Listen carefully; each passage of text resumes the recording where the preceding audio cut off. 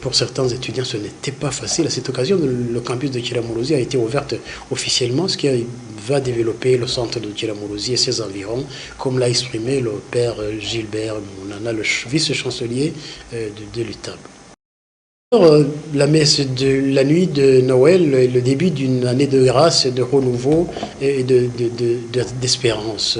Avant de célébrer la sainte messe de la nuit de Noël, le pape François a ouvert la porte sainte de la basilique Saint-Pierre, inaugurant ici le jubilé 2025 placé sous le thème de l'espérance. Cette vertu chrétienne étant compatible avec la paresse et demande à chacun de devenir des pèlerins à la recherche de la vérité, a déclaré le Saint-Père dans son homélie.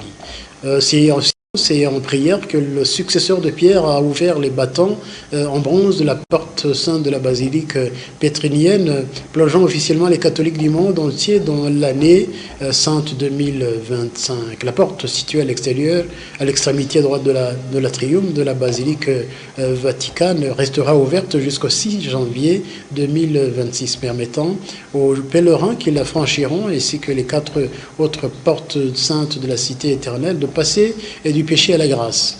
C'est chose faite pour les 54 fidèles, tout âge confondu et venant de 5 continents, qui ont suivi les du Saint-Père ce 24 décembre, accompagnés de l'hymne national du Jubilé, et suivi des cardinaux, prêtres, religieux et membres de la curie romaine. Tout au long de l'année sainte, les fidèles réellement repentis, animés d'un esprit de charité, seront purifiés par le sacrement de pénitence et nourris de la Sainte Communion, et qui élèveront des prières aux intentions du souverain pontife, obtiendront la pleine indulgence, à rappeler une note de la pénitencerie apostolique publiée en mai dernier. Jubilé 2024 de 2025.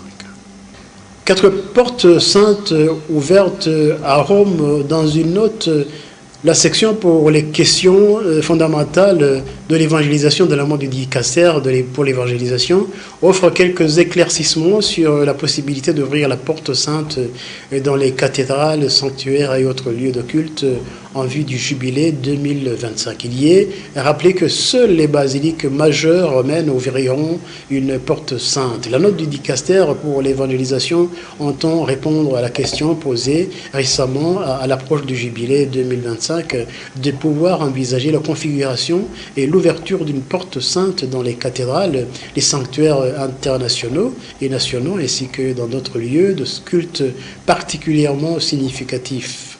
Concernant cette aspiration, le texte précise que, tout en comprenant les raisons d'ordre pastoral et dévotionnel qui ont pu la suggérer, il est de son devoir de rappeler les indications précises établies par le Saint-Père dans la bulle « Spes non confundit ».